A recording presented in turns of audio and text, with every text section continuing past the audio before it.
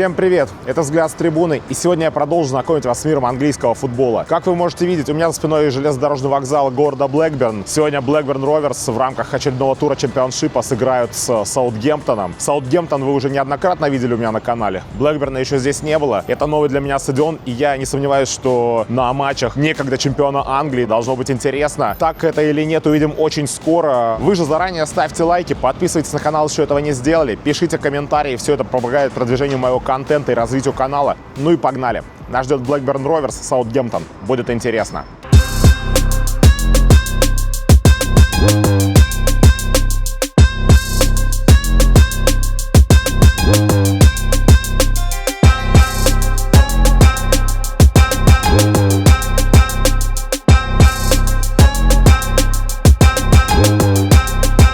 Как и подобает городам этой части Англии, Блэкберн — это типичный такой фабричный, промышленный город, главной достопримечательностью которого является его стадион Ewood Park и, собственно, футбольная команда Блэкберн Роверс, являющаяся одним из основателей английской футбольной лиги в конце 19 века. По городу гулять не вижу никакого смысла, в отличие от того же Лидса, где мы были накануне. Так что предлагаю двигаться сразу к стадиону. Кстати, на этот матч, как и вчера в Лидс, я приехал не один, а в компании своего друга Макса с подкаста «На выезде». И Макс. канала в Телеграме. Да, и канала в Телеграме. Макс, твои ожидания от Блэкберна и от Блэкберн Роверс? Наши ожидания — это наша проблема, как говорил классик. Я думаю, что будет весело. Солнечный день, пивко ждет у стадиона. Блэкберн играет довольно слабо, Саутгемптон тоже. Так что я ожидаю веселый матч 3-3. Вау! Как обычно будет 0-0, но опять Мне же, кажется, 3 мяча — это уже больше, чем Блэкберн забил за весь это сезон. наши проблемы, поэтому я думаю, что мы в любом случае кайфанем и хорошо там проведем время на Ewood Park.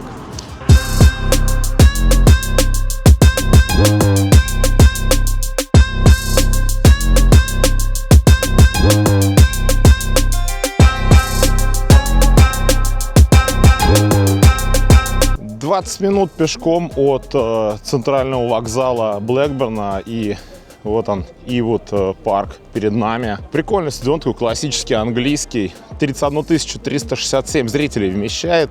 Посмотрим, сколько сегодня будет. До матча еще час. Это значит, у нас предостаточно времени, чтобы заскочить на предматчевую пинту в бар прямо на стадионе. Ну и, конечно же, в магазин Роверс обязательно тоже зайти. Вообще, мне очень нравится, как Ewood Park интегрирован в район. То есть вот стадион, чуть-чуть поворачиваешься, и вот уже жилые дома.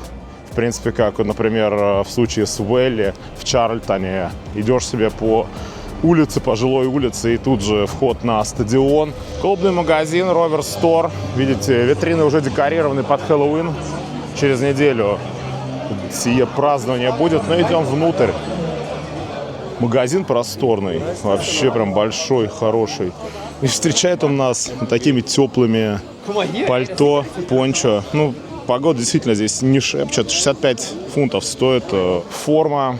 Играет Блэкберн в Макрон. Ну, классика такая, вот у них всегда такие цвета. Белый, синий пополам. Мне кажется, это еще с самого детства мне запало в душу.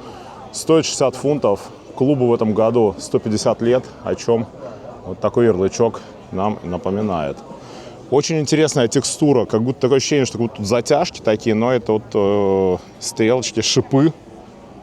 Собственно, как вы знаете, как вы можете видеть, у Blackburn Rovers на логотипе роза, и вот как будто вот эти черенки с шипами идут по всей футболке. Очень классно, очень стильно. Есть бейсболки неплохого качества, 17 фунтов. Детская одежда, сувенирные термокружки, шоты, прям наборы, стакан для виски и носки. Чисто подарок на День Отца. Конечно же, есть такие стильные шмотки. Вот, например, довольно-таки простая, но симпатичная футболка Blackburn Rovers Football Club. Ничего лишнего. Стоит 22 фунта. Прикольный свитшот. Идет за 45 фунтов. Ну, смотрится очень стильно, прям классно. Мне нравится. Видите, есть какие-то анараки, ветровки. Вот очень классная футболка, All Black Collection у них, 25 фунтов. Очень красивая, наверное, это 3-я форма, но это прям вот тоже топ, тоже 60 фунтов. На ней изображен стадион, видно какие-то достопримечательности Блэкберна. Вот это прям красотища. Если бы я болел за Роверс, я бы себе обязательно такую купил. Смотрится просто невероятно классно. Здесь же есть небольшой стенд с наградами. Вот это EFL Awards. Есть бокалы, чехлы для AirPods, колонки. Вот такие топовейшие бейсболки. По 35 уже фунтов. Ну, вот это прям вообще красотища. Мой любимый уголок, значки и прочие сувениры. Пинов очень много, разные. Просто адрес стадиона. Есть логотипы команды. Есть деревянные магниты. Есть в виде футболок. Вот, кстати, вообще смотрите, какая красота. Золотой пин. Стоит 4 фунта. Но я так понимаю, они все идут по 4. Еще уголок стильных вещей. Крутые рагби-шортс по 45 фунтов. Смотрятся топовейшие. Ну, на самом деле, единственное, вот этот кусок на спине не очень топ. Он очень плотный и ходить в таком жарковато. Ну и, конечно же, не обойдется здесь и без ретро. Вот такой топовейший свитшот 50 фунтов. Уэмбли 92. Это просто огонь. Опять вот это еще один экземпляр того, из-за чего даже иногда жалеешь, что вот не болеешь за Блэкберн, потому что здесь очень много топовых шмоток вот тоже. Но одна лучше другой. Да, причем вот эта игровая, типа, да. 35 паундов всего, что со старой розой. Да, огонь. 35. Топовый магазин, ставлю стойкий лайк, хороший ассортимент, действительно качественные товары, ну и значки на любой вкус и цвет. Такое мы любим.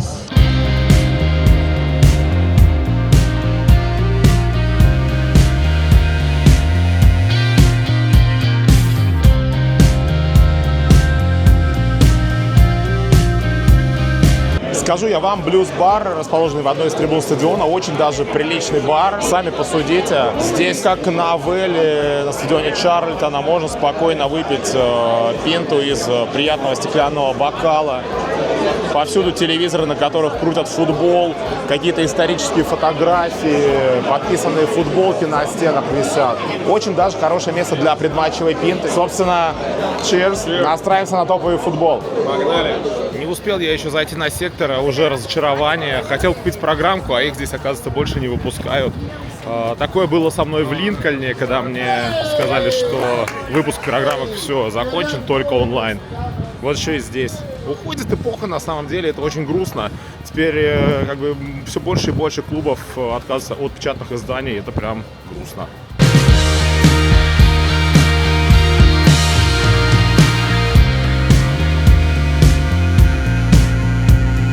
Ну что, друзья, и вот парк, вашему вниманию,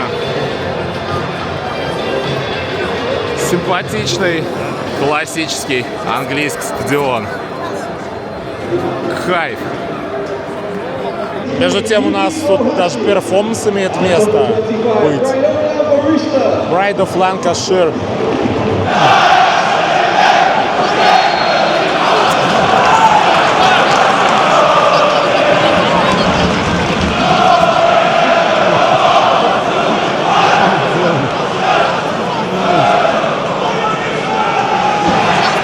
Со стартовым свистком неплохо позаряжали фанаты Блэкберна, но после пары чантов затихли. В свою очередь фаны Саутгемптона пока что не затихают, но, как мы помним, как мы знаем, репертуар у них не очень богатый, и, я думаю, тоже долго петь они не будут. Но посмотрим.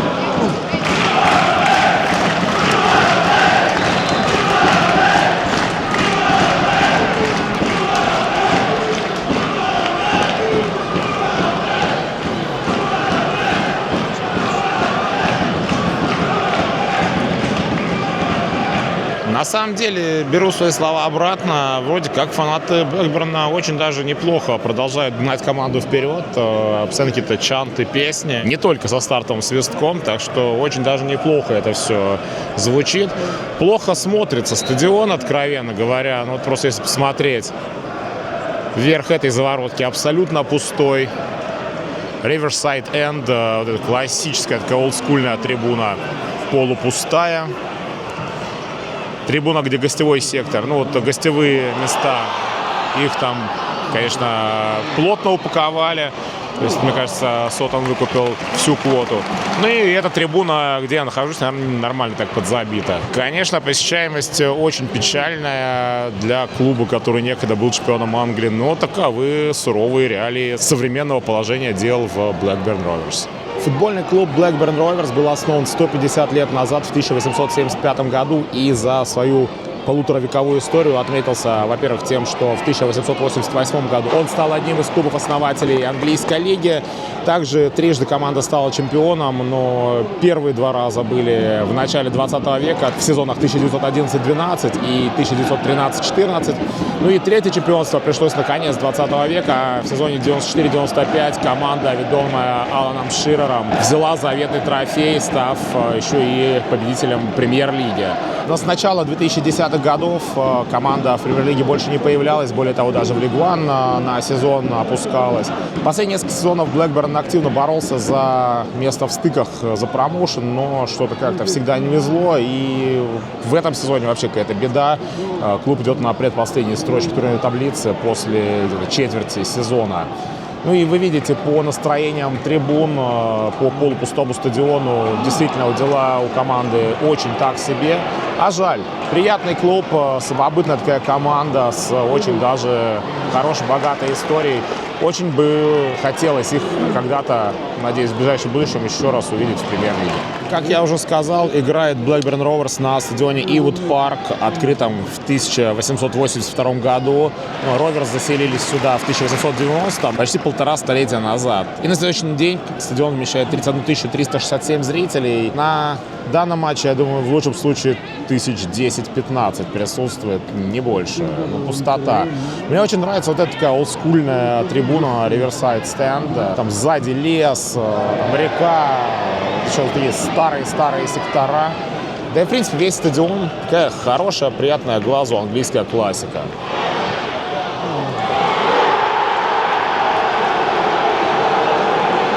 Двадцатая минута, Саутгемптон счет открыл. Впрочем, все ожидаемо. 1-1 сыграли, говорю.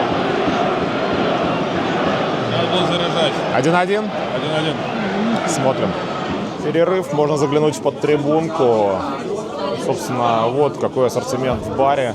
Наливают сидры Old Malt и Inches. Пинта идет по 5,85. Есть Эль Дикстон, тоже по той же цене 5,85. И пара лагеров Amstel, Крускампа, Amstel. Те же самые 5,85, Крускампа 6,10. Есть, конечно же, и еда. Причем пироги.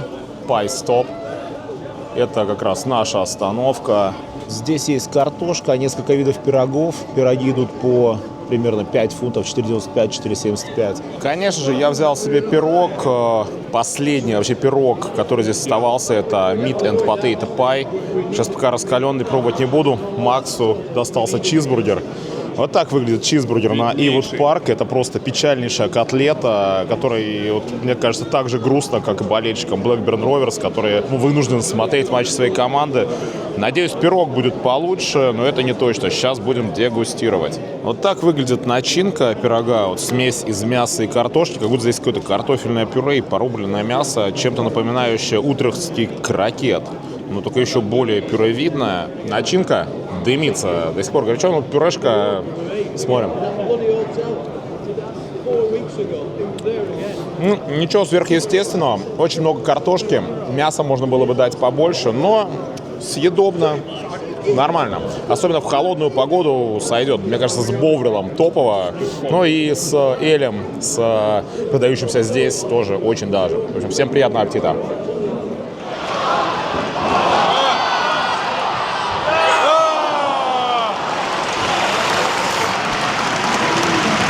Вот сейчас Блэкберн был очень близок к тому, чтобы сравнять, но нет. Давайте, просыпайтесь, болельщики. Второй тайм, команду гнать вперед надо. У вас тишина.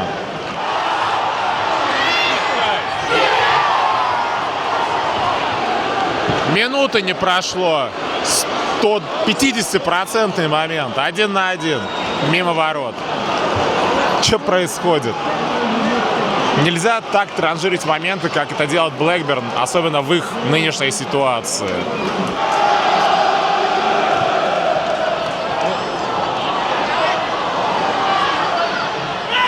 Но во втором тайме Блэкберн прям не узнать. Вот уже 3 момента имели, чтобы сравнять счет. Главное, чтобы сейчас не пустили контратаку, вот как вот сейчас. Нет, вратарь на месте. Ну, вообще, конечно, честно скажу, это один из самых тихих матчей, где я был за последнее время. Вот, может быть, Барнетт FC может сравниться. Как-то вот абсолютно трибуны молчаливые и тихие. То есть вроде бы периодически включают барабан, но петь не собираются. Вот в первом тайме еще немножко что-то старались сделать. Второй тайм что-то совсем какое-то уныние. Вот сами слышите? Включились на секунду, да и все. Гости, наоборот, в первом тайме их еще было слышно, во втором тайме пока что один раз включили очень вялое, очень тихое «When the Saints go marching in», и все.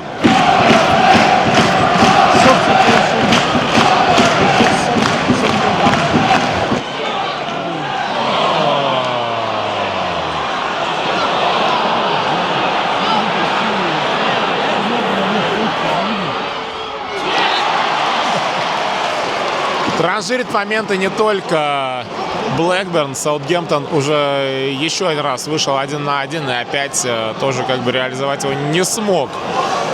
Но если говорить о растранжиренных моментах, то, в принципе, Саутгемптон по ожидаемым голам, если я не ошибаюсь, чуть ли не на втором месте в турнирной таблице находится, если бы они реализовали все, что они создали в этом сезоне.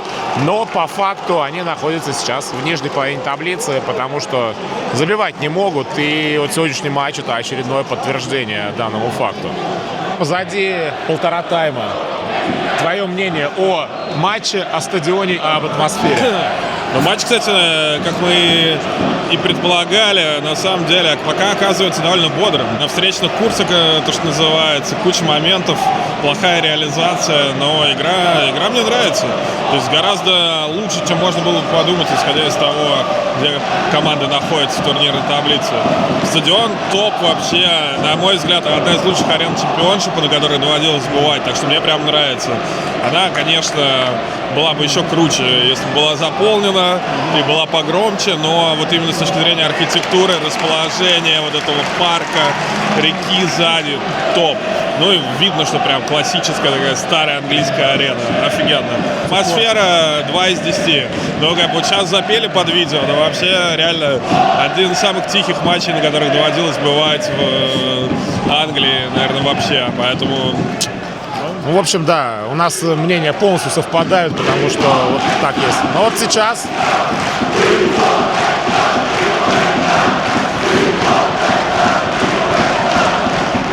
Как Макс и отметил, проснулись болельщики, они сейчас прям заряжали в адрес тренера, что тебя завтра утром уволят, и прочие такие уже знакомые протестные заряды, которые звучат нынче на многих стадионах Англии.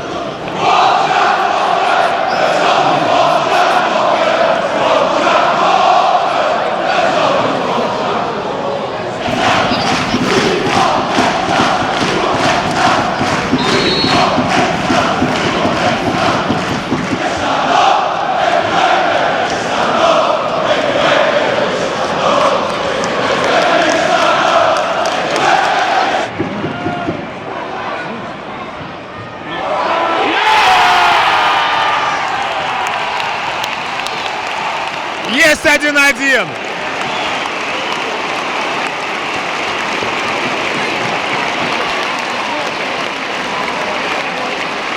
Ну что, говорили про 1-1? Говорили про 1-1, 1-1. Получили, да.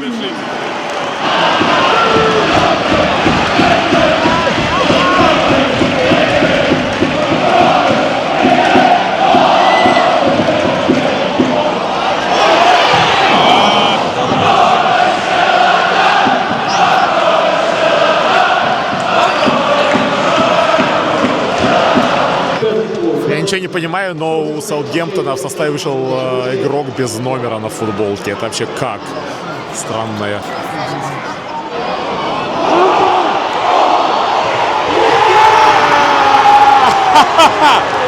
«2-1 в пользу Блэкберна. 87-я минута. Вот это отыгрались, так отыгрались.